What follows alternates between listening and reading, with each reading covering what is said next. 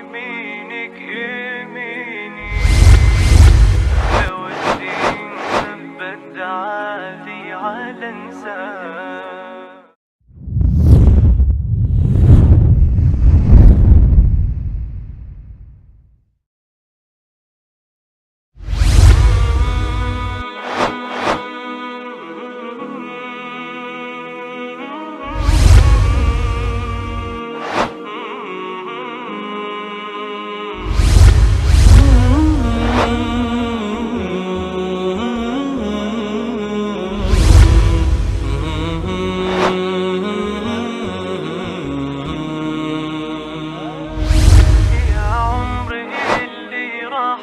أحلام أوهام إنها ضمت يمينك يميني لو الدين ثبت عادي على انسان.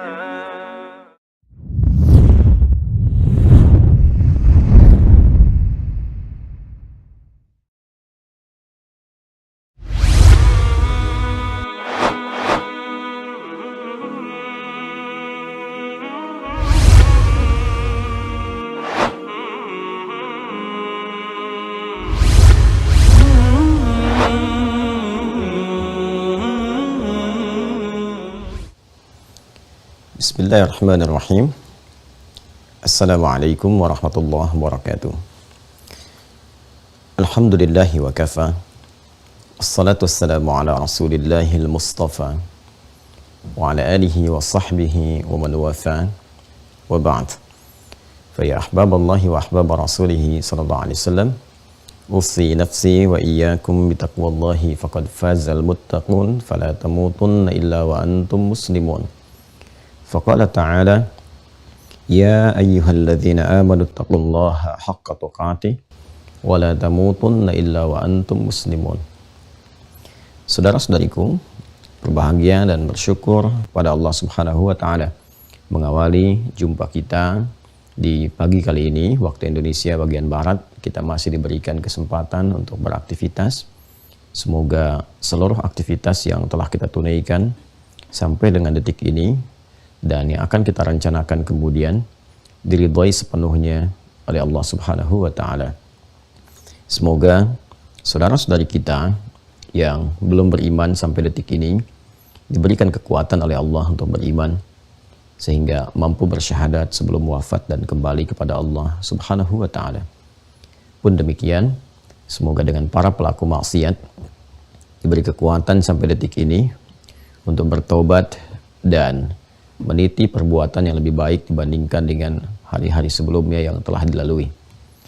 Teman-teman dimanapun Anda berada, hari ini kita akan mencoba melanjutkan apa yang telah kita ulas di pertemuan yang lalu, masih dalam rangkaian fikih Ramadan untuk menyiapkan Ramadan kita yang berkualitas dalam bentangan tahun ini.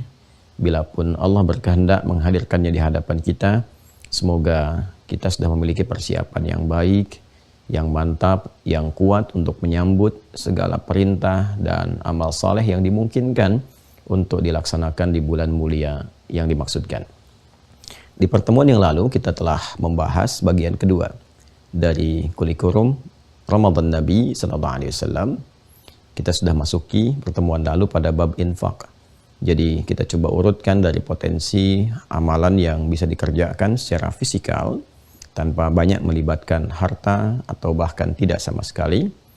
Yang pertama kita sudah selesaikan bagaimana interaksi Rasulullah SAW dengan Al-Quran.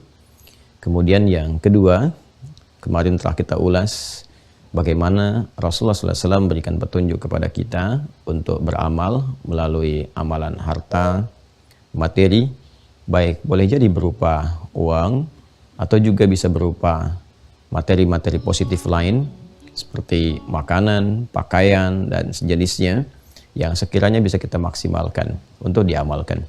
Karena itu sebelum kita masuk pada uraian bagian ketiga di pertemuan kali ini, akan lebih baik bila kemudian saya mengingatkan untuk menyiapkan dan merangkum apa yang telah kemarin disampaikan dalam rencana-rencana positif. Jadi bukan hanya rangkuman materi untuk dihafalkan, Tapi bagaimana terapan itu bisa dipraktekkan saat Ramadan tiba. Jadi kita persiapkan dari sekarang.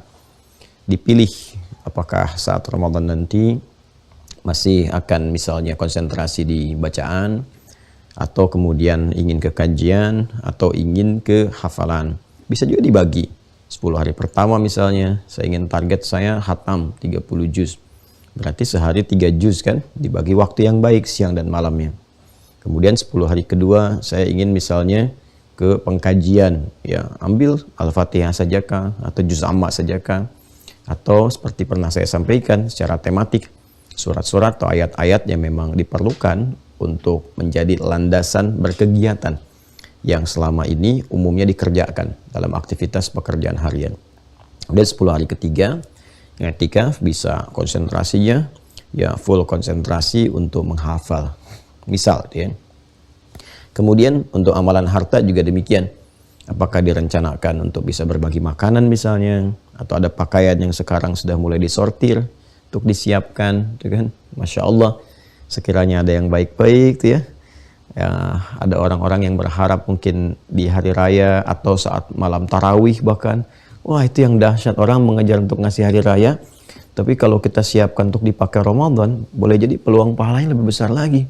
Ya, nyiapin saya modal misalnya 30.000 pengen beli sarung yang dipakai tarawih. Masya Allah, begitu tarawihnya malamnya atau dia bangun malam bertepatan dengan malam Al-Qadar, itu cuma modal 50.000. Ya, dipakai malam Al-Qadar misalnya, Masya Allah, dapat pahala lebih dari 1000 bulan kita ikut di dalamnya itu.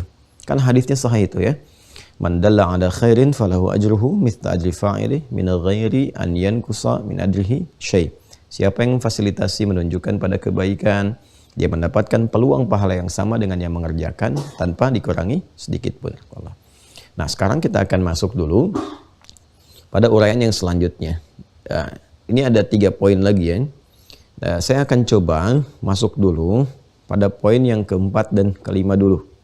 Karena poin yang ketiga itu saya dahulukan amalan-amalan kebaikan umum. Nah, nanti di amalan kebaikan umum ini saya akan merangkum beberapa hal yang spesifik untuk bisa dibahas, ya, untuk diturunkan, dan ini masuk nanti penggalian-penggalian hukum. Dia butuh waktu agak panjang, cuma hari ini karena saya akan berangkat keluar kota untuk kita berkumpul pembukaan lahan pesantren. Jadi kita akan sedikit dulu pindah ke poin nomor 4 dan 5, ya. 4 dan 5 itu adalah bagaimana kita bisa memaksimalkan doa, kan, dan bertakarub kepada Allah. Nanti poin yang ketiganya kita akhirkan pembahasan karena nanti mencakup turunan-turunan detil rumusan peluang kebaikan yang bisa dikerjakan, plus nanti ada sebagian detil hukum-hukum tertentu yang saya akan tunjukkan supaya nanti sampai kepada Ramadan nggak banyak bahas itu lagi. Contoh ketika masuk tarawih nanti nggak ada lagi perdebatan apakah 11, apakah 23, apakah 11-nya 22, 21 atau 4-4-3 gitu ya, dan sebagainya. Ini kita tuntaskan sekarang supaya saat masuk Ramadan itu sudah selesai. Baik, kita akan masuk dulu yang pertama teman-teman sekalian, kita tempatkan 4 menjadi 3. Kalau Anda kesini kan kembali ya ke buku yang telah kemudian saya juga jadikan sebagai salah satu panduan. Ya, ini kemarin tadi halaman pembukaan ya, di pembukaan kita masih di halaman ke 25 ya. Ya, di halaman ke 25, 26, kemudian 27, di 26, 27-nya ya, di halaman 27 muqaddimah angka Romawi yang sebelah kiri. Menggiatkan sedekah, sedekahkan infak, kemudian banyak menebar kebaikan. Ini ya, yang ini banyak menebar kebaikan, nanti detailnya kita coba simpan dulu untuk pertemuan terakhir. Mudah sebetulnya diuraikan poin-poinnya saja, tapi saya ingin masuk kepada pemahaman detail sehingga bisa mengentaskan beberapa kegelisahan yang mungkin didapatkan pada poin-poin tertentu yang khusus sifatnya. Nah, kita akan masuk kepada ini dulu ya, yang 27 ini Romawi, yaitu memperbanyak doa dan mendekatkan diri atau taqarrub kepada Allah Subhanahu wa taala. Baik, bismillahirrahmanirrahim. Teman-teman sekalian, jadi kita masuk pada poin yang keempat dulu ya, dari pembahasan kurikulum Ramadan Nabi Sallallahu Alaihi Wasallam.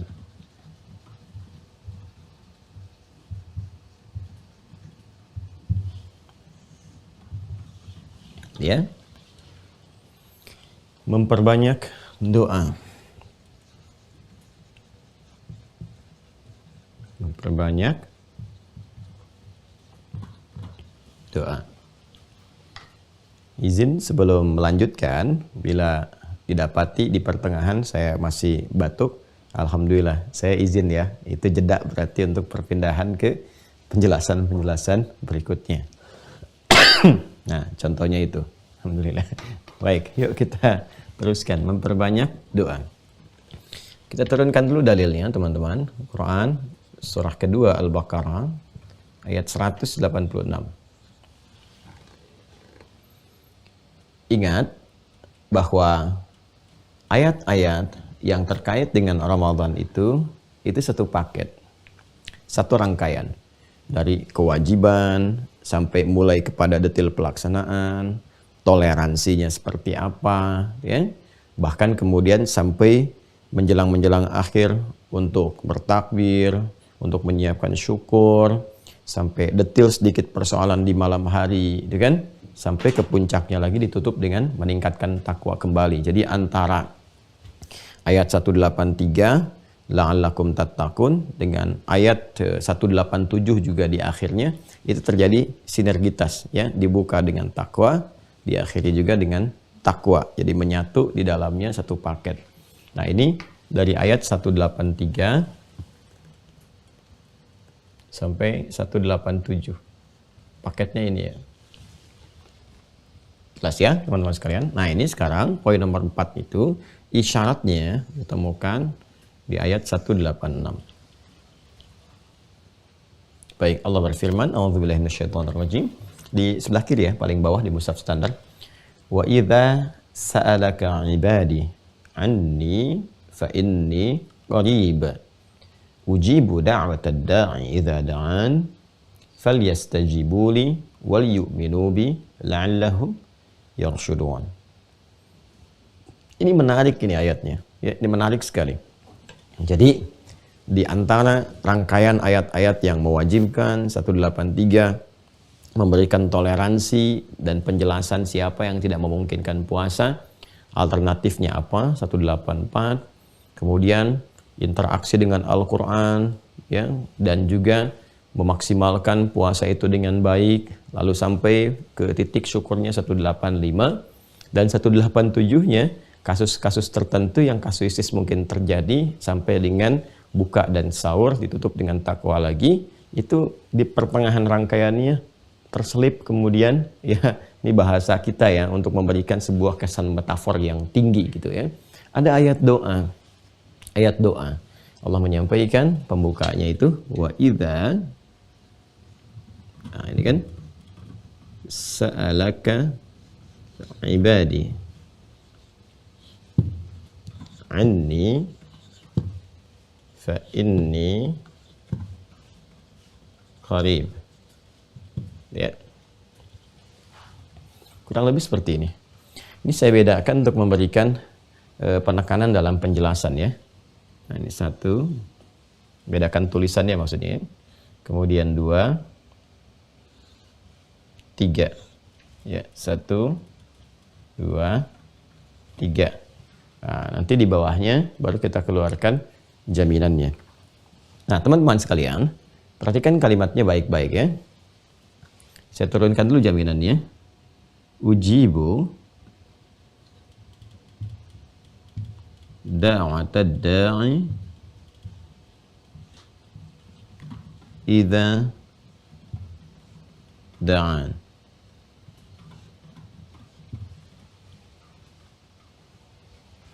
Nah, sampai sini dulu. Atau saya teruskan dulu ya. Falyastajibu li. Lebih enaknya kita garis dulu sampai sini dah. Nah, fa-nya saya garisin lagi sampai sini. Ya. Nanti akhirnya saya sempurnakan belakangan saja. Saya sempurnakan belakang. Nah, maksud saya kita bisa bagi dulu dua bagian utama, 1, 2, ini bagian terakhirnya gitu. Ya. Tapi saya kemudian tetap munculkan fa-nya untuk bisa memberikan penunjuk kekuatan respon. Ini 1, 2. Kita pecah dulu ya untuk memudahkan pemahaman. Yuk, sekarang lihat sini. Wa idza sa'alaka ibadi. Wa-nya di sini teman-teman sekalian. Ini sifatnya konjungsi ya. Ya, yang menyambungkan dengan keterangan sebelumnya, ataf kepada keterangan yang sebelumnya. Jadi kalau ini ayat 186 berarti kan bersambung dengan 185 dalam keterkaitan maknanya, 184 kan, dan 183. Jelas ya? Ini memberikan kesan bahwa ayat ini tidak berdiri sendiri, ada korelasi dengan ayat-ayat sebelumnya. Demikian pula kaidah tafsir juga memberikan kesan demikian. Ayat bila ingin dipahami, jangan menetapkan ayat itu berdiri tunggal, tapi lihat korelasi dengan ayat sebelumnya dan setelahnya. Dan huruf waw ini memberikan kesan yang dalam bahwa ini nggak dipisahkan dalam suasana ayat 185, 184, 183. Suasana apa itu? Singkatnya, suasana Ramadan. Karena ayat 185-nya menyebutkan jelas spesifik dengan kalimat Ramadan. Syahrul Ramadan alladzi unzila fihil Quran. Yang ayat 185. Baik ya. Jadi, pemaknaan tentang ayat ini, kalau mau ditarik kepada sifat yang umum, nanti boleh. Terkait dengan permohonan-permohonan atau doa dalam kondisi umum ataupun keadaan ingin mendekat kepada Allah. Tapi kalau kita ingin tarik korelasinya lebih dekat dengan konteks ini, ya, yaitu keterkaitan dengan Ramadan, itu menjadi lebih spesial. Menjadi lebih spesial karena mengembalikan keadaannya tersambung dengan konteks ya yang ada sebelumnya, yaitu suasana Ramadan. Artinya, ketika ayat ini hadir di dalam rangkaian ibadah Ramadan, ayat-ayat Ramadan memberikan kesan bahwa ini informasi yang dikandung ayat ini begitu istimewa, begitu spesial, dan boleh jadi menjadi peluang terbesar untuk diamalkan saat Ramadan, dan saking pentingnya amalan ini dihadirkan dalam bentuk ayat informatif kepada kita, supaya kita tidak kehilangan momen untuk mengamalkannya. Yuk kita lihat. Wa idza sa'alaka ibadi. Cara menerjemahkannya, jika ada kata kerja, teman-teman sekalian, ini kata kerja nih. Verb. Ya. Fi'il dalam bahasa Arab. Kemudian, biasanya setelah verb, kata kerja itu, umumnya, itu terletak fa'il. Ya, fa'il, subjek, kemudian maf'ul, objek. Ada juga yang kadang-kadang komposisinya verb, kata kerja, kemudian maf'ul, objeknya dulu, kan? Setelah itu diakhirkan fa'ilnya. diakhirkan subjeknya untuk tujuan tertentu. Contohnya ini. Ya. Ini kan asalnya sa'ala gini. Sa'ala ini kata kerja dasarnya. Maaf ya, saya gali lebih dalam ya supaya kita bisa mendapatkan pencerahan dan pendalaman makna yang lebih luas ya. Karena kan kita terkurikulum. Kalau ngaji umum mungkin cukup sekedar bacakan terjemah selesai. Ini sa'ala asalnya. Ya. Kemudian di sini ada kata ganti orang kedua sini. Ka ya. Ini ka. Ka itu asalnya dari anta. Ya, asalnya dari apa? Anta. Cuma ketika dia bersambung, muttasil, menjadi bersambung, ya kan? Bersambung dengan kata kerja. Nah, dan dia menjadi objek gitu kan? Maka dia berubah dari anta jadi ka. Ya kan?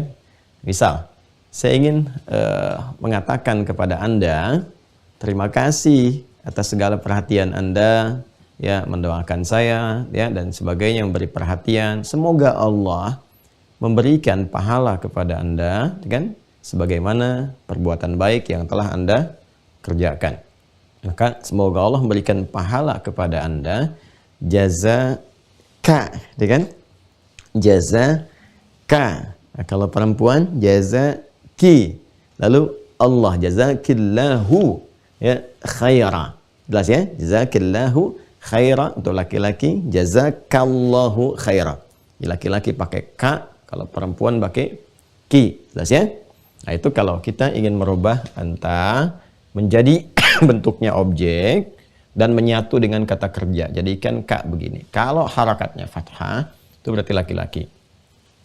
Jelas ya? Nah, kemudian kalau ada formulasi begini, kata kerja, setelahnya ada kata ganti, kan? Orang kedua langsung saja ka seperti ini. Nah, ini pasti objek ini. Ini ya, pasti objek. Subjeknya ini. Nah, ini setelahnya. Subjeknya yang setelahnya. Jelas ya? Nah, kalau objek kemudian didahulukan, saya ulang ya, objek didahulukan dibandingkan dengan subjeknya, maf'ul dibandingkan dengan fa'ilnya, ini untuk memberikan penekanan pada objek dimaksud ini. Pada objek dimaksud terkait hubungannya dengan ini pekerjaan yang disampaikan. Pekerjaannya kan ini sa'ala. Ini kan? Ya, apa itu sa'ala? Sa'ala itu dalam bahasa Arab ada ragam maknanya. Yang paling populer itu bertanya. Kemudian juga meminta. Ya. Sa'ala sa'ilun bi'adzabin waqi'. Ya kan? Lil kafirin laysa lahu dafi' minallahi dzil ma'arij. Ya kan? Itu sa'ala. Fi'il mudhari'nya yas'al. Ya, yas'alu, yas'alunaka. Yas'alunaka 'anil khamri wal maisir. Yas'alunaka madza yunfiqun. Yas'alunaka 'an dzil qarnain dan seterusnya, ya kan? Nah, itu setelahnya ka. Saya turunkan yas'al ya. Yas'alu atau langsung jamaknya yas'aluna, ka-nya dimunculkan lagi. Yas'alunaka. Nah, itu ya. Nah, ini bentuk progresifnya. Itu bisa bertanya, artinya bisa meminta sesuai dengan konteks, ya. Ja'a sa'ilun ilal Husaini, ya, fahuwa yas'al an hajatihi, ya. Datang seorang peminta kepada Pak Husain. Beliau meminta akan kebutuhan pokoknya, minta makan misalnya. Itu bisa menggunakan kata sa'ala. Ya, untuk memberikan penekanan kepada apa yang dimintakan. Nah, kalau ada bentuk begini, sekali lagi, ini kata kerja, plus langsung ini, menggunakan kata ganti kedua menunjuk kepada objeknya, berarti ingin menekankan bahwa perbuatan ini, ya, hanya ditujukan penekanannya kepada objek ini. Jadi, nanyanya bukan kepada yang lain gitu, ya. Jadi kalau ada mendahulukan, sekali lagi, mendahulukan objek ke depan, ya kan? Baik itu setelah kata kerja pada umumnya, ataupun misalnya ada bentuk juga kata benda yang disatukan dalam bentuk pengkhususan. Kalau kata benda nanti pengkhususan, kalau kata kerja penekanan, ya kan? Akan informasi itu hanya ditujukan penekanannya kepada objek itu. Ya, misal kalau kita ingin tunjukkan pengkhususan, bacaan Al-Fatihah yang kita baca tiap hari, ya, iyyaka na'budu wa iyyaka nasta'in. Itu ka-nya bahkan didahulukan dibandingkan dengan kata kerjanya. Ya, asalnya kan na'budu iyyaka, dipakai iya itu untuk penekanan betul kepada ka-nya. Lalu bahkan didahulukan ke depan lil ikhtisas, kalau dalam ilmu balaghah itu. Lil ikhtisas, untuk mengkhususkan betul bahwa enggak ada yang lain yang disembah kecuali hanya Engkau saja ya Allah. Ini makanya dikatakannya iyyaka, hanya kepada Engkau saja, bukan yang lain. Nah, itu pengkhususan. Jadi kalau sudah mendeklar diri dengan kata iyyaka na'budu, itu secara konsekuensi nggak boleh sama sekali. Ya, bukan hanya mengekspresikan, berpikir aja harus segera dicegah. Jangan sampai terjadi berpikir ada Tuhan lain selain Allah, menyembah sesembahan selain Allah. Jangan sampai terfikir untuk berbuat demikian. Karena kalimat deklarasinya sudah menggunakan kata iyyaka, kemudian kata kerjanya iyyaka na'budu. Jadi pindah langsung ke bentuk pengkhususan. Ya, berbeda dengan perkataan begini, na'budu iyyaka. Ya, itu masih ada peluang untuk kepada yang lainnya.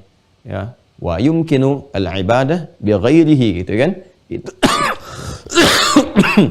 tuh sampai diprotes, nggak boleh itu. Jadi batuk tuh. Jadi teman-teman sekalian, kalimatnya ketika iyyaka itu didahulukan di depan, itu tidak memberi peluang secercah sedikit pun. Nah, ini gambarannya.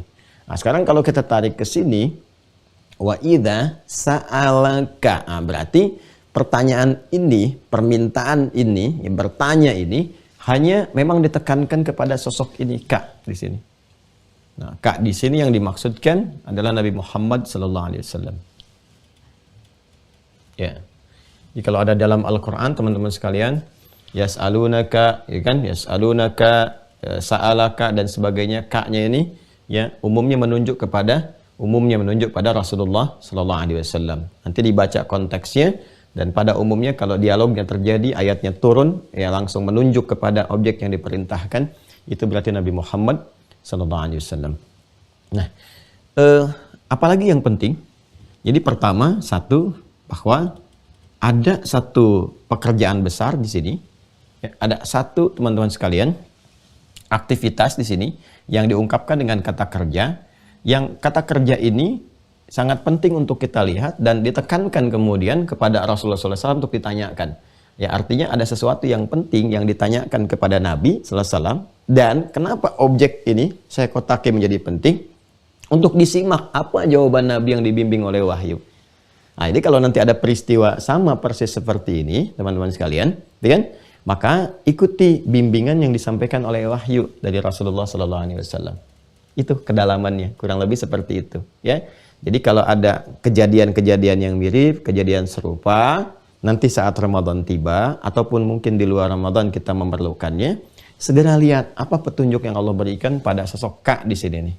Itu Nabi Muhammad SAW. Jadi begitu Anda kerjakan, Masya Allah, maka potensi percepatan untuk direspon oleh Allah Subhanahu wa Ta'ala begitu tinggi. Karena apa? Karena segala perangkat kita untuk mengerjakan itu memang bersumber dari keterangan Allah kepada Rasulullah SAW. Baik ya. Nah ini, apa yang menjadi penting di sini? Ini, bertanya dan juga ini ada unsur memintanya. Jelas ya? Baik. Kata kerja ini, verb yang ini, sa'ala, ini bentuknya fi'il madhi. Fi'il madhi itu bisa berarti infinitif, kata kerja asal. Bisa berarti berbentuk lampau, past tense. Jadi kalau kita ingin menunjukkan kata kerja dasar yang asal, kembalikan ke fi'il madhi, ya, yang bentuknya paling dasar itu 3 huruf pada umumnya. Ya kan? Nah, karena itu seringkali digambarkan gambaran formulasinya dengan 3 huruf itu fa, ain, dan lam, menunjuk pada pekerjaan. Fa'ala, ya kan? 3 huruf. Jalasa, akala, syariba. Jalasa duduk, akala makan, ya syariba minum misalnya. Ini sa'ala bertanya, meminta. Ini juga memiliki kesan lampau. Ingat ya? Kesan lampau artinya telah. Telah, ya kan? Jalasa telah duduk, akala telah makan, syariba telah minum, ya, sa'ala telah bertanya, telah meminta, ya kan? Tapi jika kata kerja ini diawali dengan idza, nah ini yang mau saya katakan, maka berubahlah kemudian maknanya. Berubah maknanya. Apa maknanya? Maknanya menjadi mudhari'. Awas ya, hati-hati ya, ini agak dalam sekali. Agak dalam. Jadi kalau ada kata kerja asal, punya makna lampau, disebut fi'il madhi, past tense, kemudian dia diawali dengan idza, maka maknanya berubah menjadi mudhari', yang akan datang. Ya, yang akan datang. Jelas ya? Nah, jadi saat itu boleh jadi saat ayatnya turun, belum ada yang tanya. Tapi Allah sudah kasih gambaran, nanti akan terjadi begini. Ya, akan terjadi. Dan sepanjang tidak dibatasi, artinya sampai kapanpun, karena mudhari itu kan present, ya, present, continuous, future. Ya, pada saat itu terus berlangsung sampai kapanpun. Sepanjang tidak ada batas dalam keterangannya, artinya peristiwa ini akan terus berlanjut sampai kapanpun.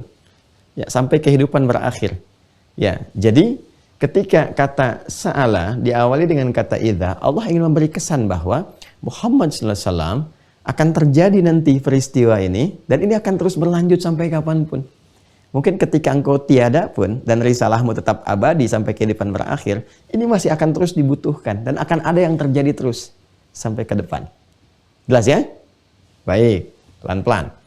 Tapi kalau ada batas, ya dibatasi antara idza dengan kata kerjanya, berarti terbatas pada peristiwa itu saja. Misal, ya di surat An-Nasr, idza jaa nasrullahi wal fath. Ya, jika nanti telah tiba pertolongan Allah berupa Fathu Mekah itu. Oke, penaklukan kota Mekah dengan penuh kedamaian, ya, saking damainya banyak orang berbondong-bondong masuk Islam. Wa ra'aitan nasa yadkhuluna fi dinillahi afwaja. Ya kan? Nah, itu apakah saat ayatnya turun terjadi Fathu Mekah pada saat itu? Ya, tidak, belum.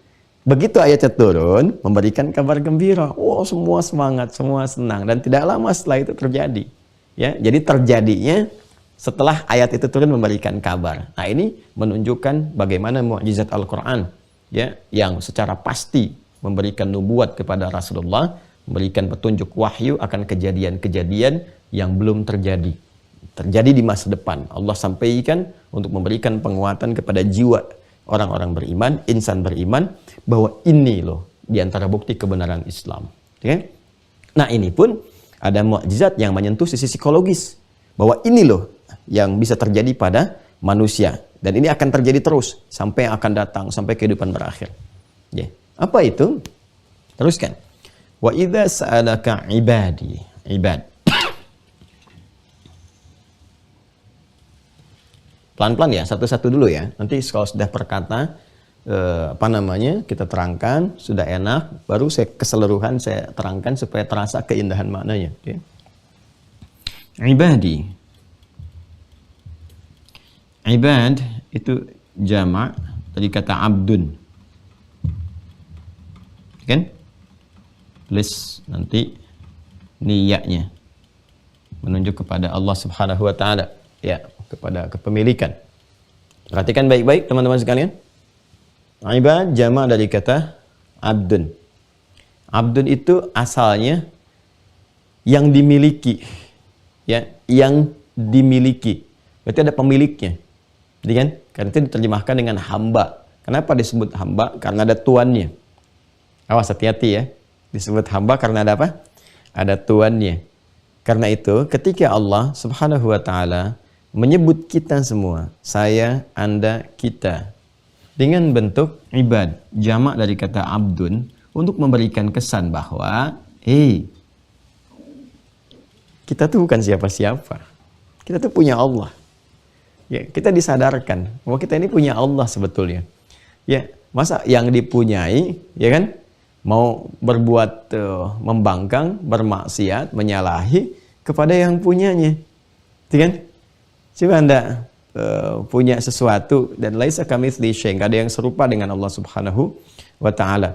Ya, Anda punya perangkat misalnya yang Anda punya, ya, kemudian bersifat bahkan membahayakan kepada Anda. Bagaimana respon Anda? Ya, ada handphone yang panas sekali, Anda nggak mau pakai lagi, Anda bisa buang, ya kan? Ini ada hewan peliharaan tadinya disayang-sayang tapi tiba-tiba bisa membahayakan. Ya, kok tiba-tiba jadi ganas ya? Anda bisa pukul, bahkan bisa jauhkan ya, dan seterusnya gitu. Ya, itu gambarannya. Tapi sisi lain, karena Anda merasa itu punya Anda, kon dibawa, dipertahankan dan sebagainya. Kenapa? Karena punya.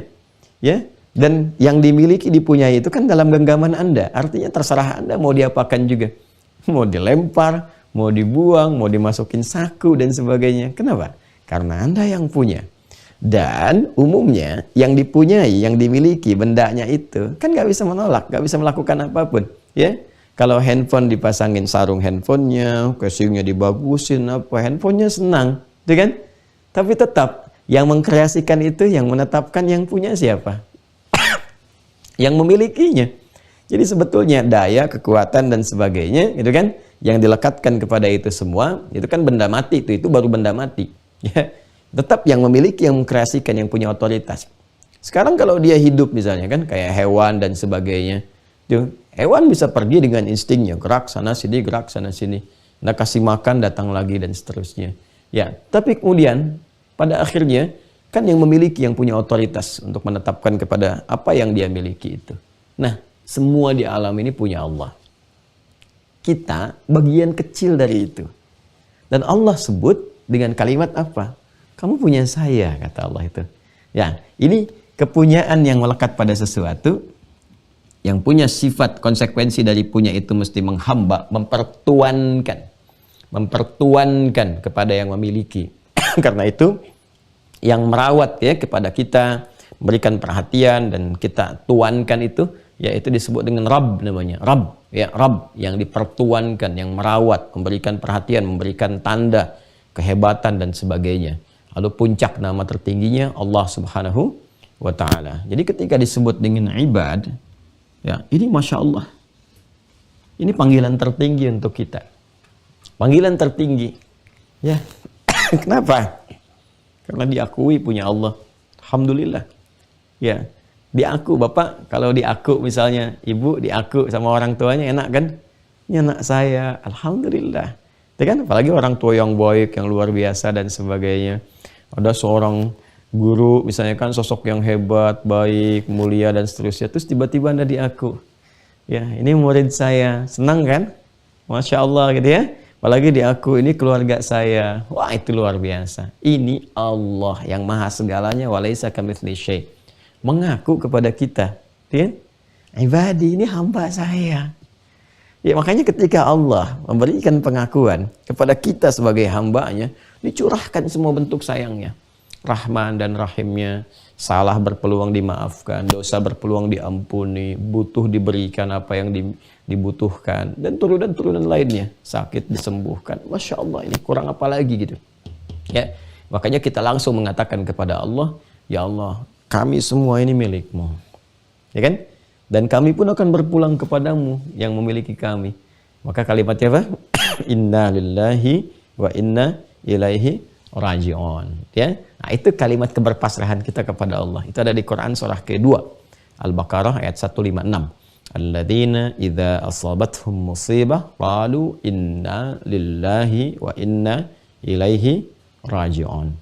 Nah, di antara kebutuhan-kebutuhan hamba yang dimiliki ini, ya, kalau hamba kan selalu punya harapan kepada tuannya kan? Kan selalu begitu. Minta. Jadi ada kewajiban berupa penghambaan, ya, penyembahan kita. Makanya kita kan diminta untuk menghamba kepada Allah, untuk membuktikan bahwa kita itu milik Allah. Ya, sekarang gini, kalimat logikanya bertanya begini. Anda nih punya siapa? Baik, Anda jawab, saya punya Allah. Baik kan? Kamu dicipta oleh siapa? Oleh Allah. Milik siapa kamu? Milik Allah. Berpulang kepada siapa? Allah. Apa buktinya kalau kamu itu adalah hamba Allah? Apa buktinya kalau Anda itu adalah milik Allah? Ya kan? Kan harus dibuktikan kan?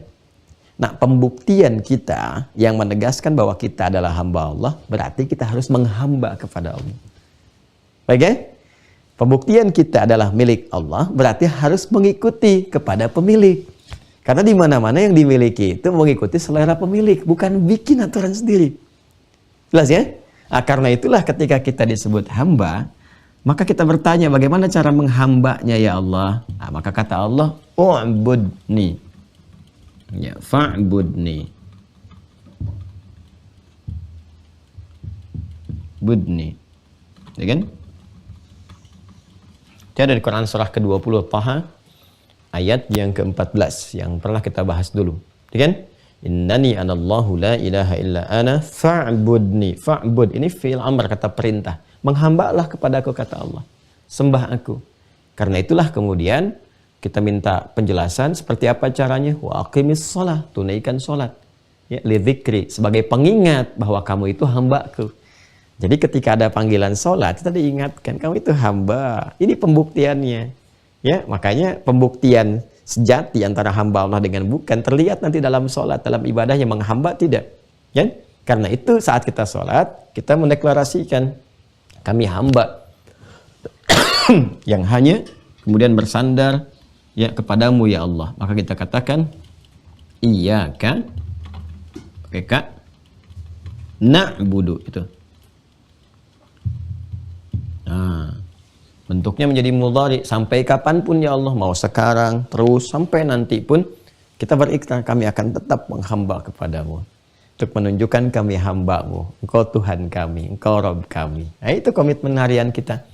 Yang kita lakukan sebanyak 17 kali itu, teman-teman sekalian. Nah, orang-orang yang melakukan itu, ya, itu tercipta, kemudian juga diberikan jalan oleh Allah dan sebagainya. Bentuk tunggalnya disebut dengan abdun, jamaknya disebut ibad. Jelas. Dan langsung Allah akui, ya, wa idza sa'alaka ibadi. Baik.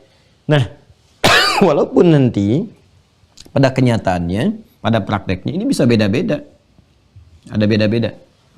Ada yang memang semangat mengerjakan itu, sadar dengan kehambaannya, kan bergantung kepada pencarian, pengetahuan, ya kan? Wawasan untuk bisa memahamkan kepada diri bahwa kita itu benar-benar hamba Allah dan turunan-turunan lainnya. Ya? Jadi ada yang memang giat, kan? Ada yang bahkan kadang-kadang malas-malasan atau bergeser dan seterusnya. Ya, malas atau bergeser. Yang giat ini disebut dengan taat. Yang malas atau yang bergeser kadang dikerjakan, kadang tidak, ya. Atau ada yang bahkan tidak beriman sama sekali, ada yang bermaksiat macam-macam, ya. Ini disebut dengan maksiat.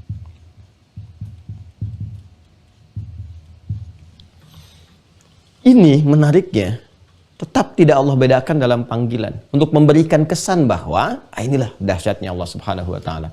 Memberikan kesan yang sama kepada dua golongan hamba ini memiliki peluang untuk tetap dekat dengan Allah Subhanahu wa taala. Masih dipanggil ibad. Masih dipanggil ibad, ya. Wa idza sa'alaka ibadi. Ketika Allah memuji di surat Al-Furqan itu insan-insan yang mulia, yang paripurna, yang bagus, ya, dengan mengatakan hamba-hamba Allah yang penyayang, gitu kan? Ibadur Rahman. Saya dalami sebentar ya teman-teman, bersabar ya. Ibadur Rahman. Ya, gini. Wa ibadur rahmanil ladzina yamshuna 'alal ardi hauna wa idza khatabahumul jahiluna qalu salama. Dan hamba-hamba Allah yang penyayang itu, Masya Allah, kalau berjalan tuh kelihatan. Okay? Berjalan di muka bumi itu bisa diartikan berjalan betul atau beraktivitas. Ya, dia nggak sombong. Ya? Dia menata aktivitas dengan tertib, mengandung maslahat. Tapi dalam kondisi ini pun, padahal dia melakukan tindakan yang baik, yang tidak menyengsarakan orang, kan? Yang tidak melukai orang banyak. Tapi tetap saja akan menghadapi tantangan-tantangan. Apa di antara tantangannya? Tidak sunyi dari cemoohan, tidak sunyi dari celaan. Dan ternyata di antara hikmah itu untuk meningkatkan kualitas. Ya, jadi kadang ada bentuk pujian yang Allah berikan berupa pengakuan atas kebaikan seseorang itu bisa dalam bentuk celaan dari orang sekitarannya. Itu seni menghadapi celaan, kan? Jadi kalau kita paham ilmu celaan, Masya Allah itu mahal dan indah sekali. Jadi sederhananya kalau ada orang mencela itu kalimatnya dari bersumber dari yang kurang baik, ya, sosoknya. Nah, ini sebetulnya pengakuan pada kebaikan yang telah ada pada diri Anda. Karena lawan saja, baik kan lawannya buruk. Ya, kalau ini dicela dari yang buruk, berarti ada kebaikan yang diakui, ya kan? Karena ini tidak mampu berbuat baik, maka menyoal, ya kan? Baik, sebaliknya kalau yang dicela itu dari yang baik, berarti ada keburukan untuk dievaluasi. Tinggal dilihat saja. Kalau ada seseorang mendapati celaan-celaan, tinggal dilihat nih yang ngelak siapa. Kalau orang baik, segera perbaiki. Pasti ada yang keliru nih.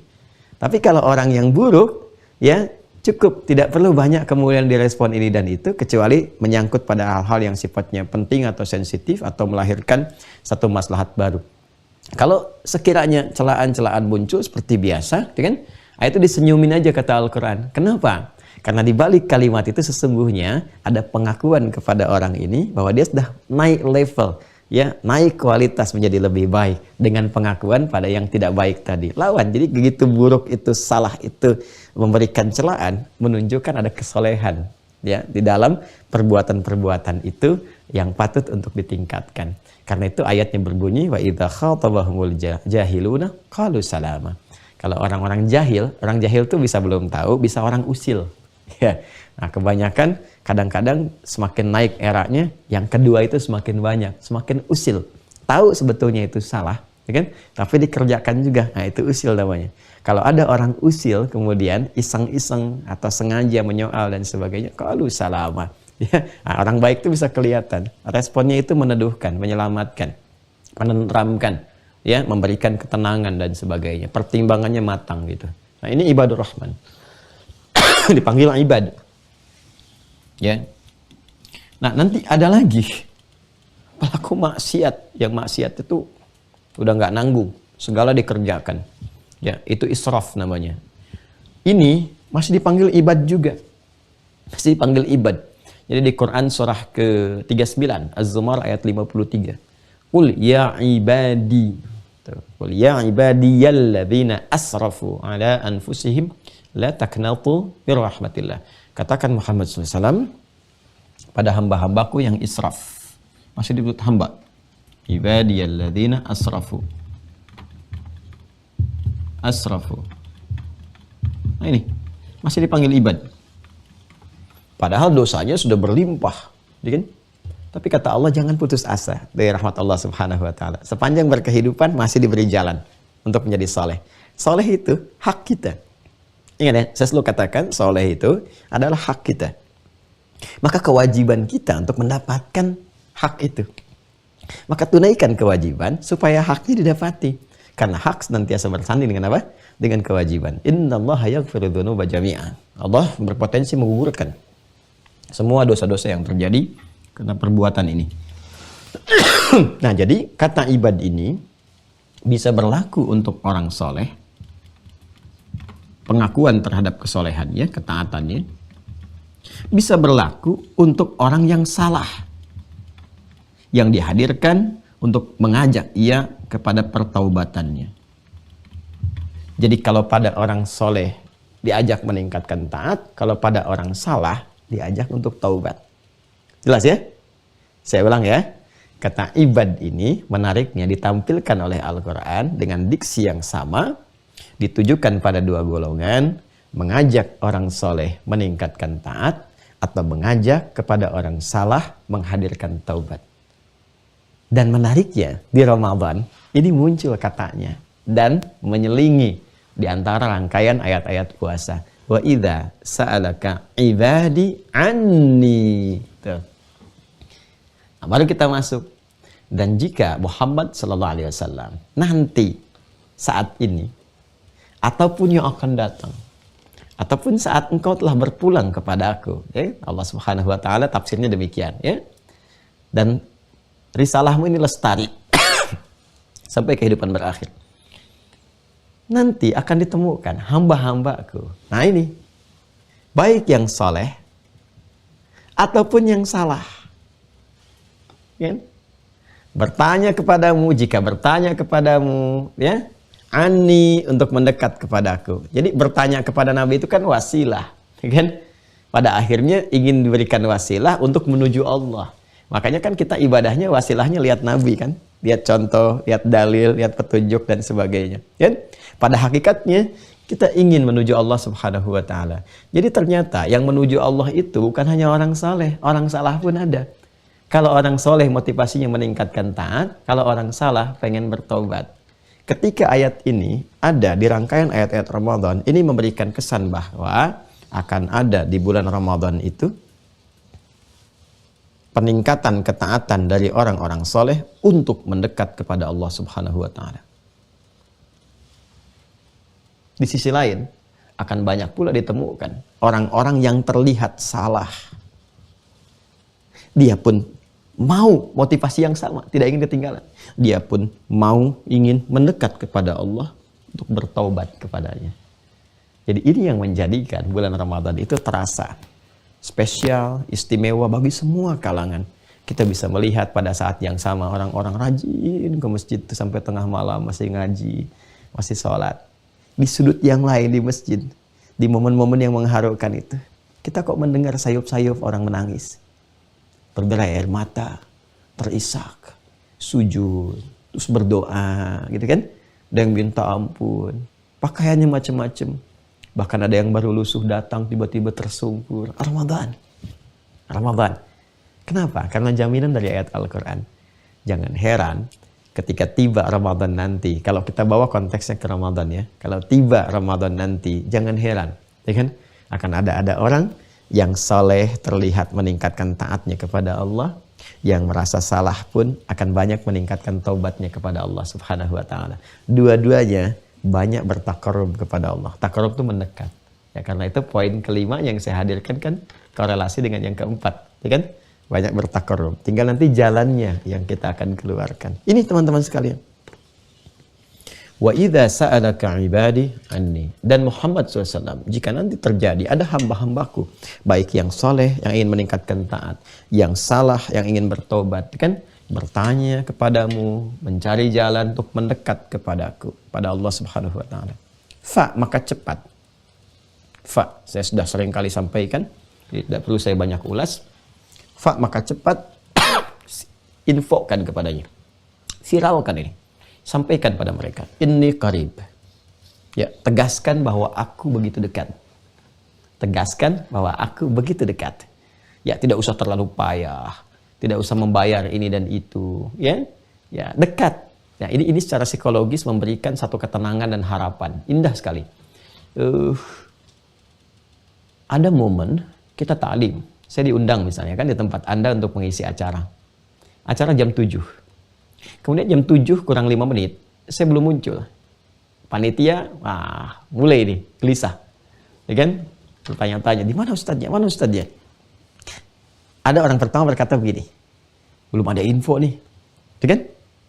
Baik. Yang kedua berkata, dalam perjalanan, masih di jalan. Yang ketiga berkata, beliau sudah dekat. Baik ya? Kira-kira mana yang paling menenangkan kepada jiwa? Yang ketiga kan? Ya kan? Beliau sudah dekat. Tenang nih, tenang ya. Kalau dekatnya dekat di mana gitu kan? Nah, ketika ditelepon, ternyata udah di pintu gerbang. Jadi pas begitu jam 7 langsung mulai, ya kan? Nah, ini ada satu kalimat-kalimat yang ketika dihadirkan itu memberikan kesan yang menenangkan, sehingga dengan ketenangan itu ada harapan. Ya, dengan ketenangan ada apa? Ada harapan. Ini Allah langsung merespon. Bahkan pada pelaku maksiat pun, aku dekat.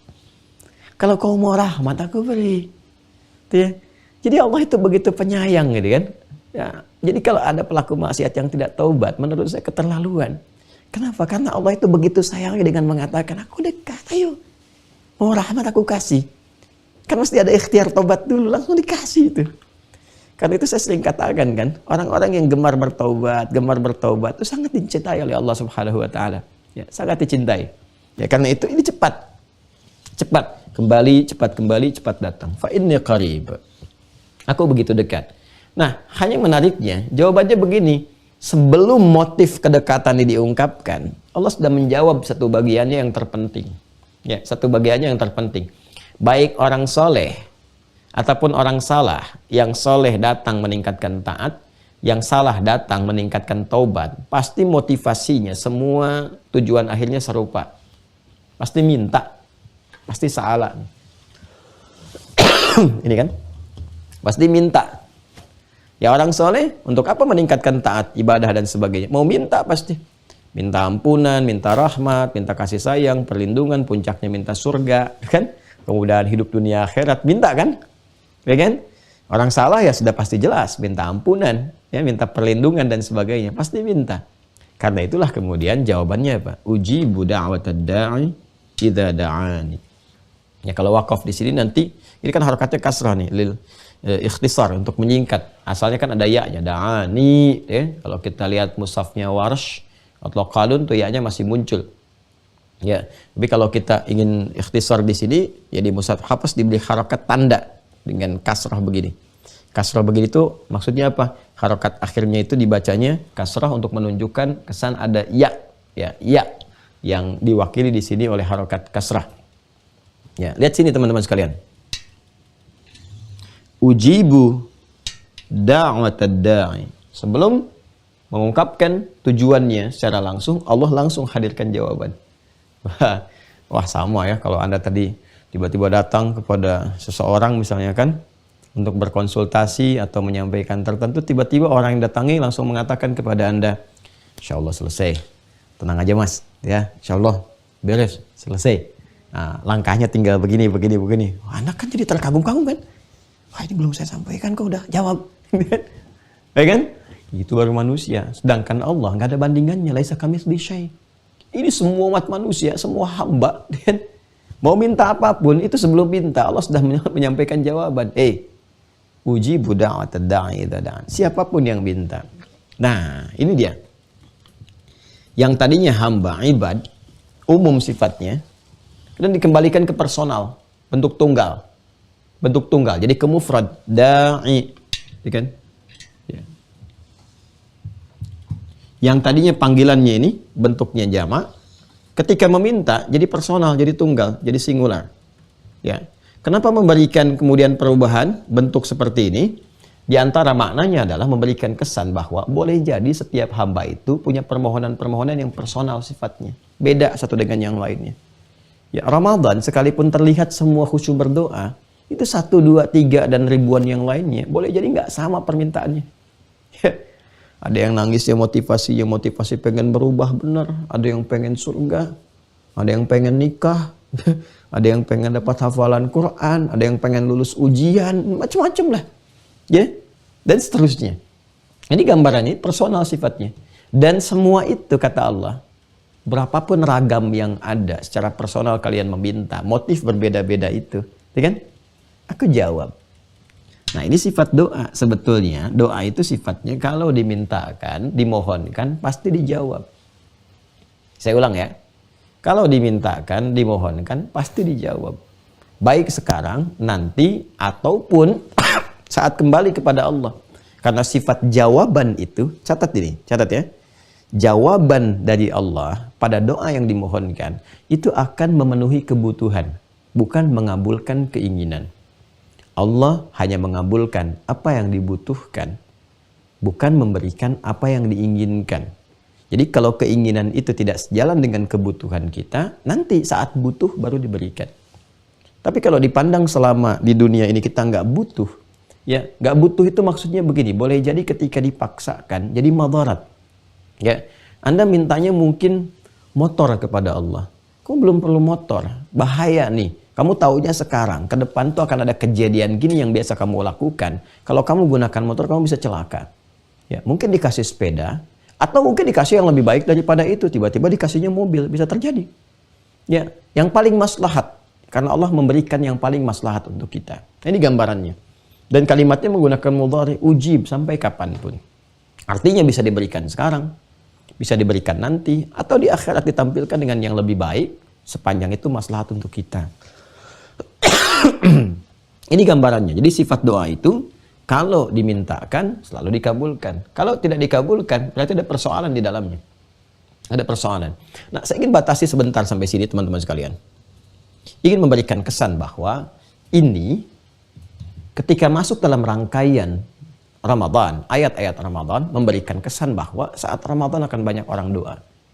Ya, dan sekaligus memberikan isyarat kepada kita untuk memperbanyak doa. Ini saya tempatkan nomor 4, memperbanyak doa. Jadi selain bulan Al-Quran, selain bulan infak, gitu kan, selain bulan peningkatan sholat, Ramadan itu bulan berdoa. Jadi kalau nggak ada yang berdoa atau minim doa, minus doa saat Ramadan, minus tuh kurang, nggak ada sama sekali. Jadi kalau minim mungkin sedikit, gitu kan, sayang, karena potensi pengabulannya itu tinggi. Jadi begitu dikhususkan pada satu waktu, artinya ada potensial besar. Pada saat itu terkabul lebih cepat dibandingkan dengan momentum-momentum lainnya. Waktu-waktu yang lainnya. Ya, karena itu saya ingin menekankan bahwa mulai saat ini kita coba keluarkan doa-doa apa kan yang disupportkan oleh Nabi SAW yang spesial dimohonkan saat Ramadan. Khususnya ya, nanti umumnya terkait dengan situasi seperti sekarang. Ya, misalnya kalau kita pengen berdoa di luar Ramadan, tadi kan saya di awal katakan kalau ayat ini ingin ditarik dalam nuansa umum, boleh-boleh saja karena pada umumnya di luar Ramadan pun orang soleh berdoa, orang salah pun berdoa dengan motivasi yang tadi saya sampaikan, baik taat ataupun taubat, ya kan? Itu umum hal-hal yang lumrah untuk terjadi. Tapi kalau kita mau tarik ke spirit ayat ini, dalam arti konteksnya, ada yang spesial di Ramadan yang nggak bisa kita tinggalkan. Dan secara fitrah akan terdorong untuk berdoa. Nah, ketika fitrah itu hadir, yang diminta apa? Ya, yang diminta apa? Maka Masya Allah tuh, ada doa saat bergerak menuju ke awal puasa. Dari sejak ditetapkan hilal. Hilal sudah wujud, ya, artinya sudah berpindah. Hilal sudah terlihat, apapun redaksi yang muncul. Mau sudah wujud, wujud itu ada artinya. Sudah muncul, sudah pindah ke hari baru. Terlihat yaitu penanda, artinya sudah berpindah ke hari baru. Ya, sejak ditetapkan awal Ramadan itu, isbat itu penetapan. Awal Ramadan sudah diketahui.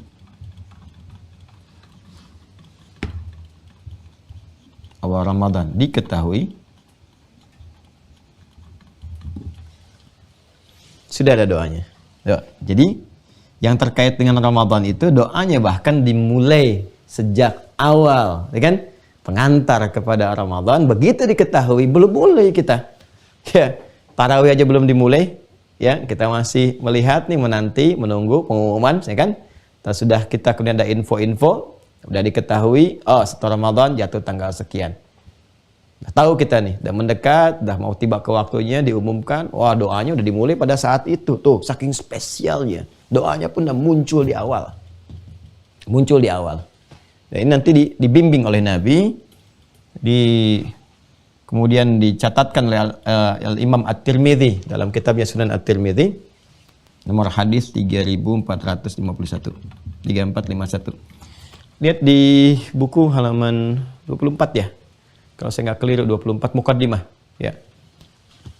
Mukaddimah kedua itu X begini. Nah. Kalau nggak salah sebelah kiri paling atas tuh, ya. Sebelah kiri agak ke atas. Betul nggak ya? Bismillah, coba lihat. Kalau Al-Quran lebih gampang.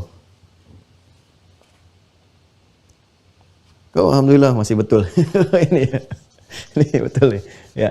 Lihat ya di buku ya teman-teman sekalian. Nah, maksud saya nanti kalau yang sudah ada tinggal dibuka, tinggal hafalkan nanti ya. Bisa sambil dibacakan tuh maknanya dalam banget. Allahumma ahillahu bil yumni wal iman wassalamati wal islam rabbi wa rabbukallah.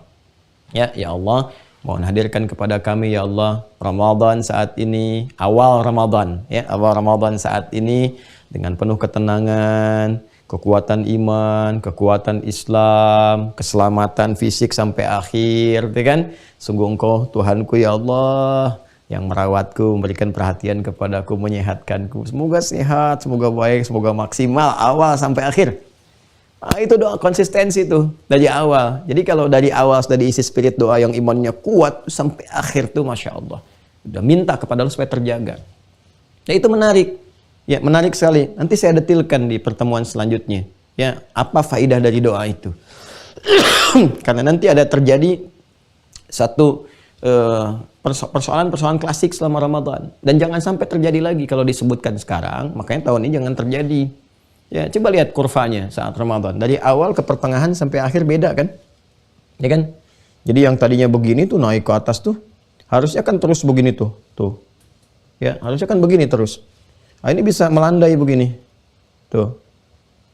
Ya, kalau melandai naik lagi bagus di ujungnya. Itikaf. Nah, ini melandai begini. Alih-alih itikafnya di motor, di mobil. Itu bukan itikaf tuh. Itikaf tuh di masjid. Tuh, ngejar mudik tuh. Tahu-tahu betulan mudik ke akhirat tuh di pertengahan. Kita kan nggak tahu kapan ajal tiba. Nggak salah, mau pulang nggak ada masalah. Mau mudik ke tempat tinggal nggak ada masalah. Cuma ada rumusnya. Bagaimana dalam mudik pun masih tetap meningkatkan ibadah. Sehingga kurvanya tetap stabil begini. Ya, jangan sampai memang mudik tapi bacaan Quran hilang, taraweh nggak dikerjain, ya dan sebagainya. Iya, begini kurvanya tuh. Tiba-tiba pas hari raya takbirnya paling kencang ke atas. Ya, padahal kurvanya turun di sini. Jadi cuma di suara tapi spiritnya nggak muncul. Ini jadi persoalan juga. Nah, jadi ini yang mau saya katakan. Nanti ada doa awal Ramadan ketahui. Dan ada doa yang mengiringi harian. Masya Allah, spesial harian. Harian itu dahsyatnya ada malamnya, ada malam, ada sahar menjelang fajarnya, dan ada saat berbuka, saat maghrib berbuka. Jangan salah itu. Wah, jadi setan kadang-kadang, wah, kekuatannya optimal tuh. Dengan segenap perangkat dan kekuatannya itu dia kumpulkan tuh semua pasukannya supaya kita abai itu dari doa saat buka itu. Padahal itu potensi tinggi. Wah, itu satu di antara 3 jaminan doa sulit ditolak itu. Hadisnya sahih lagi.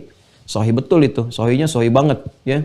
Dan itu Masya Allah, kalau nggak dimanfaatkan sayang. Makanya kan yang dimunculkan tuh bahkan sebelum datang buka, menunya mau apa gitu. Jadi menu dulu yang terbayang segala rupa sehingga lupa dengan potensi ini.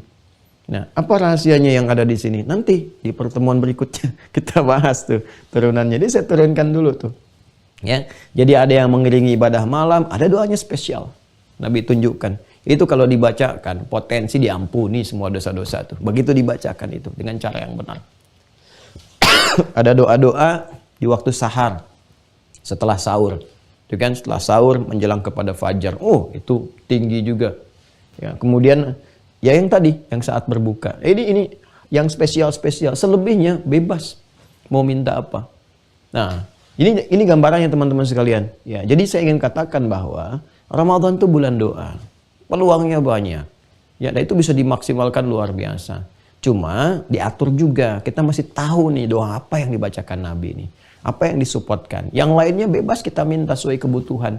Tapi kalau ada yang diisyaratkan Nabi, artinya ada yang spesial. Yang bukan hanya Nabi ya, yang memerlukan itu. Dan kalau kita dilihat dari dasar keperluan, ya Nabi itu udah terjamin dengan surga, segala kemewahan akhirat dan sebagainya. Artinya kalau Nabi berikan petunjuk, yang butuh kita sebetulnya. Nabi kan wasilah. Ya, maka nanti kita akan kumpulkan itu semua untuk kita hadirkan, satu-satu kita pelajarin. Terus kita latihan dari sekarang untuk merasakan itu. Sehingga ketika Ramadan tiba, doanya bukan cuma di lisan keluar suara. Di lisan keluar, di akal kemudian menerjemahkan, di hati meresapi.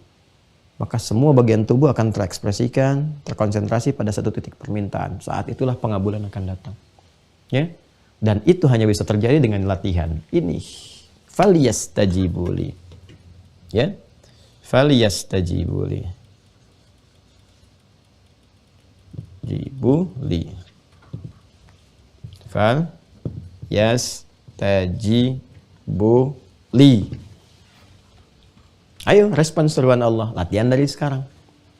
Wal yu'minu bi, dengan iman.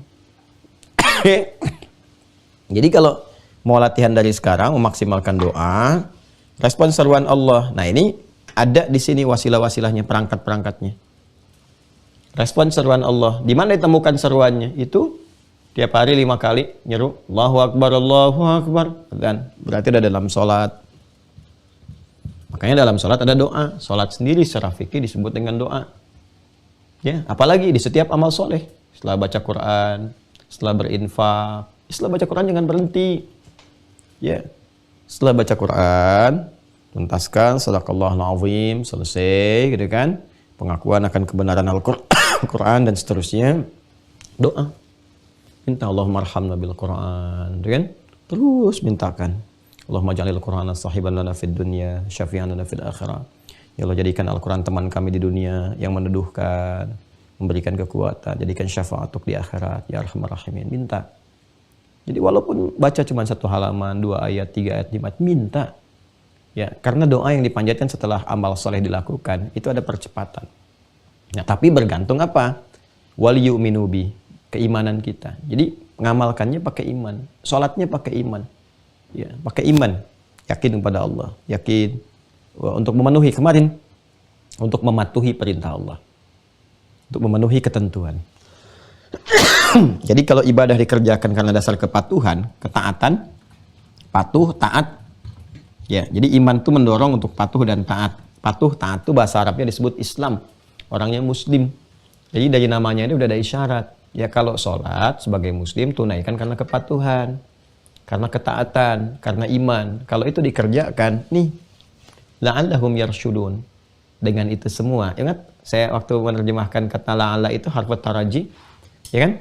Menunjuk pada satu harapan yang ingin diwujudkan, tapi tidak akan terwujud kecuali dengan kesungguhan, keseriusan. Jadi kalau kita sungguh-sungguh latihan, baik dan sebagainya, la'allahum yarsyudun. Mereka akan dapat petunjuk yang mengantarkan pada kematangan apa yang diharapkan. Rusdun itu kematangan terhadap sesuatu. Ya, jadi kalau ibadahnya matang, itu jawabannya pun matang, doanya matang. Dan ditunjukkan oleh Allah. Ini yang kamu minta ini kurang tepat. Yang baik itu yang begini. Diberikan. Jadi begitu menerima itu karena sudah mendapatkan kematangan berpikir, menerima apapun nyaman. Minta jeruk dikasih apel, tahu hikmahnya. Oh, ini maksudnya. Dapat. Ya, pengen ke kampus A, tiba-tiba masuknya kampus B. Dia akan menerima dengan lapang dulu sambil mencari apa nih hikmahnya Allah mengantarkan saya ke sini. Di masa depan baru sadar, oh, ini rupanya begini. Ya, kadang-kadang manusia ya, namanya manusia, untung saya dulu nggak begini, untung. Padahal itu kan faedah dari doanya dulu, faedah dari sholatnya dulu, dan sebagainya. Nah, ini gambarannya teman-teman. Nah, ini saya ingin katakan bahwa Ramadan itu bulannya doa. Ramadan, momentum terbaik untuk memperbanyak doa, ya kan? Nah, latihannya dari sekarang, latihan tingkatkan sholatnya. Makanya nanti kita akan rinci apa saja amal-amal baik yang bisa kita optimalkan sekarang. Karena kan konsepsinya amal soleh yang harus ditingkatkan dari mulai sekarang. Latihannya harus sekarang. Karena kalau latihannya saat masuk Ramadan, nanti nggak akan maksimal. Nggak akan maksimal. Latihan tuh sekarang. Sehingga ketika masuk Ramadan, sudah siap jadi kebiasaan. Kalau latihannya pas Ramadan, taraweh dipakai latihan malam pertama, besok-besoknya nggak taraweh lagi. Silakan nggak percaya. Awal-awal penuh tuh. Ya, tapi motivasinya beda-beda. Ada yang memang betul untuk beribadah, ada yang maksimal, ada yang latihan, cuma datang. Besoknya ke masjid lagi. Ya kan? Nah, jadi gambarannya teman-teman sekalian, ini ya, kita latihan, kumpulkan, karena itu poin ketiga, banyak menebar kebaikan. Nah, itu kenapa saya akhirkan? Ya, salah satunya itu tadi pembahasannya, supaya ini diantarkan dulu, baru kemudian kita hadirkan pondasinya. Tapi kenapa ditempatkan nomor 3 Ustadz? Karena itu pondasi. Ya, pondasi. Cuman keterangan dari pondasi itu saya wujudkan dulu setelahnya, karena memang doa itu kan pelengkap sifatnya dan pengantar pada permintaan-permintaan berikutnya. Nah, jadi kita punya tugas PR di yang berikutnya ada 3 ya. PR pertama kita detilkan tentang doa ini dan maknanya. Jadi pertemuan berikutnya kita akan membahas tentang esensi doa Ramadan. Ya kan? Itu yang agak tinggi kalimatnya. Oh, kalau di YouTube kadang-kadang bacalah doa ini, maka Ramadan Anda akan begini. Udah macam-macam deh kasih judul orang tuh.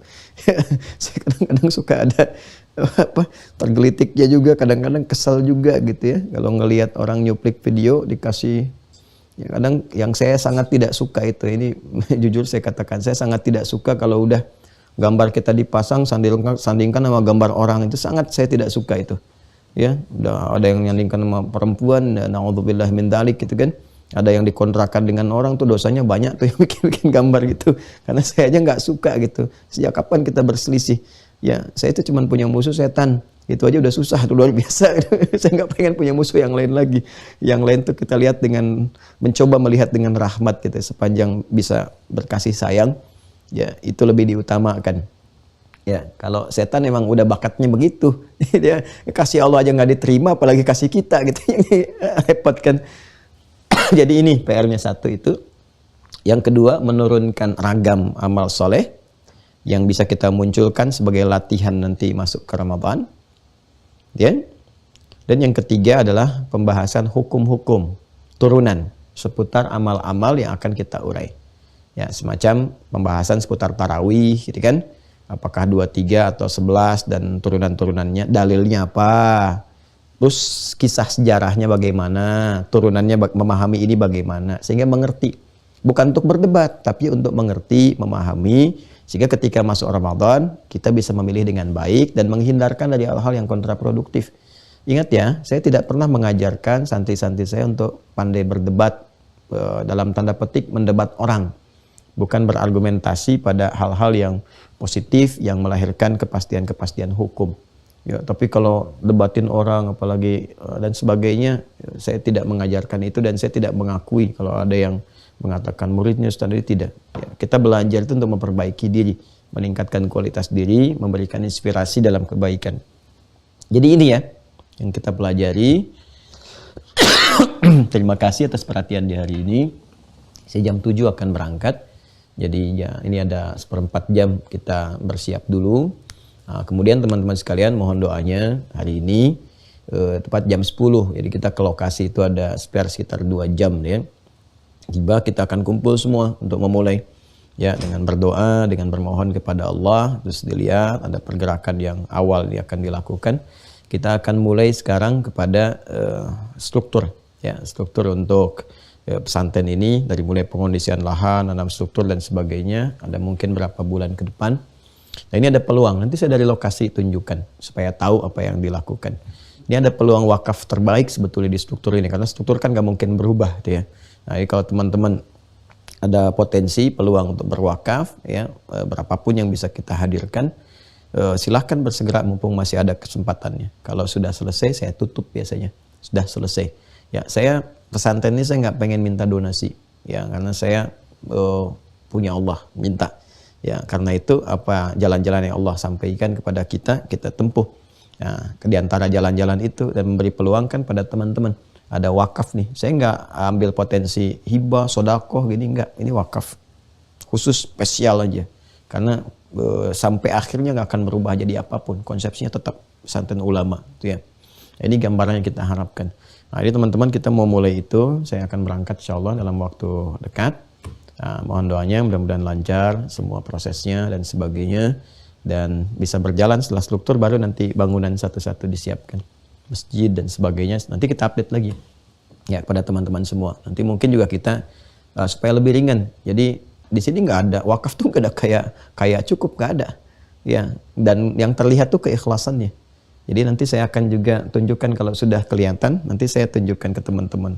Kalau bisa teman-teman segini aja nih. Nah, jadi kami dulu saya sama mulai kami dulu nih segini nih. Kita udah ada sekian. Mulai kita kasih waktu nih 2 pekan misalnya untuk ini. Kalau nggak ada ya sudah kita lagi. Alhamdulillah minta lagi sama Allah. Allah kan maha kaya, gampang gitu. Jadi kalau teman-teman sudah, nanti saya kasih tahu teman-teman yang ini sudah ya, ini udah ada. Ya tapi kalau masjid sudah, masjid air itu sudah ada. Jadi nanti yang lain nanti saya kumpulkan. Nanti kita tinggal bagi ya sama teman-teman yang bergabung. Ini kan ringan tuh. Ya kalau misalnya 6 miliar kan tinggal 60.000 iurannya. Ya, iuran wakaf, bukan iuran wakaf. Dia bagi 100.000 kan gampang kan, teman-teman ikutan kan lebih ringan gitu. Ya mau di atas itu silahkan, sebagainya saya nggak mau menentukan apa-apa. Ini bukan donasi, ya, ini Anda sendiri mau nanam apa di situ. Dan itu bukan milik saya juga, bukan punya saya, bukan kepentingan pribadi, tapi memang kita hanya ingin beramal saja. Itu gambaran satu. Yang kedua, bagi yang bertanya tentang buku ini masih ada. Ya saya sarankan sih. Sistemnya tetap kita sistem kesempatan kan untuk minimal daftar dulu. Sebab nanti kalau ada offline atau apa, ada punya kesempatan juga ya, kesempatan karena saya mau fokuskan betul-betul terukur gitu. Jadi kalau mau belajar serius, ini ada kurikulum. Masuk di sini. Ya Ustadz bagaimana kalau saya nggak gabung, saya cuma pengen bukunya aja. Tetap saya bikin jalurnya, skemanya masuk ke UAH Corner. Dapatkan itu, daftar aja dulu. Ya satu saat dibutuhkan gitu. Satu saat Anda membutuhkan itu, nah, nanti Anda bisa dapat referensinya. Karena ini berkelanjutan. Bisa rekomendasi untuk mungkin siswa yang akan belajar ke luar negeri. Kita kasih rekomendasi. Kalau Anda ada MIRA, nanti ada keterangan. Kan ada, jangan salah sertifikat MIRA itu bisa dipakai nanti. Kalau selesai belajar. Ya, kapan selesainya? Sebentar, sholat aja masih berdiri, belum rukuk. Jadi kalau sudah tuntas, sudah selesai. Sudah ya, nanti lama-lama jam 7 gitu ya. Kita cukupkan dulu, kita akan berangkat, mohon doanya semoga lancar. Terima kasih untuk hari ini, alhamdulillah enak juga, sudah enak. Saya menikmati setiap proses seperti Anda juga menikmati setiap proses berkehidupan. Semoga dilancarkan, dimudahkan, disehatkan, dimaafkan kesalahan, diampuni dosa-dosa kita dan dihindarkan dari segala yang tidak bermanfaat dalam berkehidupan. Allahumma taqabbal minna innaka antas samiul alim wa tub alaina innaka antat tawwabur rahim. Allahumma ya sami'ad du'a ya qarib ya mujib ya arhamar rahimin. Allahumma barik lana fi hadha ash-shahr ya rabbal alamin fi rajab ya arhamar rahimin linuti'aka wa nuti'a rasulaka Muhammadan sallallahu alaihi wasallam. Allahumma barik lana ya Allah wa barik lana ya Allah barik lana fi sya'ban wa balighna ila sya'ban ya arhamar rahimin kama qatarta ilaina ajalana ya rabbal alamin. وبلغنا رمضان يا الله وارزقنا نعمة الطاعة في رمضان ونعمة التوبة في رمضان ونعمة الدعاء في رمضان أجب دعاءنا يا الله يا سميع الدعاء ربنا آتنا في الدنيا حسنة وفي الآخرة حسنة وقنا عذاب النار آت أنفسنا تقواها وزكيها أنت خير من زكاها أنت وليها ومولاها وصلى الله على سيدنا محمد وعلى آله وصحبه أجمعين سبحانك اللهم وبحمدك نشهد أن لا إله إلا أنت نستغفرك ونتوب إليك وآخر دعوانا أن الحمد لله رب العالمين. Assalamualaikum warahmatullahi wabarakatuh.